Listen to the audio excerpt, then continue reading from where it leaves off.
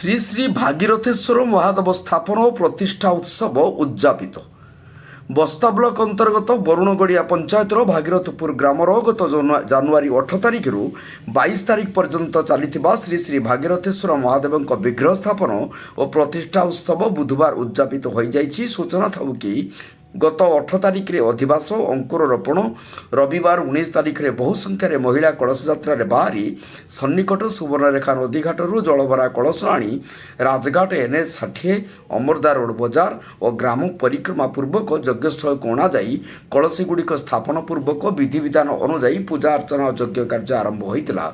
20 ତାରିଖରେ ଲିଙ୍ଗ ସ୍ଥାପନ ଆଉ ନିଶ୍ଚାଦି କାର୍ଯ୍ୟକ୍ରମ, 21 ତାରିଖରେ ଘୃତ ଯଜ୍ଞ, ପୂର୍ଣ୍ଣାହୁତି, ଶେଷ ଦିନ ମହାଯଜ୍ଞ, ଅର୍ଣ୍ଣଯଜ୍ଞ ଓ ଶାନ୍ତିକରଣ କାର୍ଯ୍ୟକ୍ରମ ଅନୁଷ୍ଠିତ ହୋଇଥିଲା। ମୁଖ୍ୟ ପୂଜକ ଶ୍ରୀ ଶ୍ରୀ ଜୟଦେବ ଗୋସ୍ୱାମୀ ମହାରାଜ, କୃଷ୍ଣଦେବ, ପ୍ରକାଶ ଚନ୍ଦ୍ର ତ୍ରିପାଠୀ, ସତ୍ୟପ୍ରକାଶ ଶତପଥୀ, ଦୀପକ କୁମାର ପାଢ଼ୀ, ଶ୍ରୀ ଶ୍ରୀ ଚନ୍ଦନ ପଣ୍ଡା, ଗୌତମ ପଣ୍ଡା ଦ୍ୱାରା ଆସ୍ଥାନା ପ୍ରତିଷ୍ଠା, ଅଧିବାସ, ରୁଦ୍ରାଭିଷେକ, ଷୋଡ଼ଶ ଉପାଚାର ପୂଜା, ମହାଯଜ୍ଞ ସହିତ ଅଷ୍ଟପ୍ରହରୀ ନାମ ସଂକୀର୍ତ୍ତନ କରି ପ୍ରତିଷ୍ଠା ସମାପନ କରାଯାଇଥିଲା। 5 ଦିନ ଧରି ପ୍ରତ୍ୟେକ ସନ୍ଧ୍ୟାରେ ନାମ ସଂକୀର୍ତ୍ତନ, ଭାଗବତ ପଠନ, ପ୍ରବଚନ କାର୍ଯ୍ୟକ୍ରମ ଅନୁଷ୍ଠିତ ହୋଇଯାଇଛି।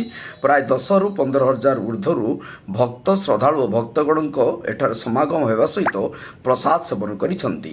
ବସ୍ତା ବିଧାୟିକା ସୁଭାଷିନୀ ଜେନା, ସାଂସଦ ପ୍ରତିନିଧି ପ୍ରଦୀପ ପଣ୍ଡା, କଂଗ୍ରେସ ବ୍ଲକ ସଭାପତି ସତ୍ୟନାରାୟଣ ଗୁପ୍ତ, ନଟାକଟା ସରପଞ୍ଚ ବନ୍ଦନା ସେଠୀ ସମେତ ପଞ୍ଚାୟତ ବାହାରୁ ବହୁ ମାନ୍ୟଗଣ୍ୟ ବ୍ୟକ୍ତି ଯୋଗ ଦେଇଥିଲେ।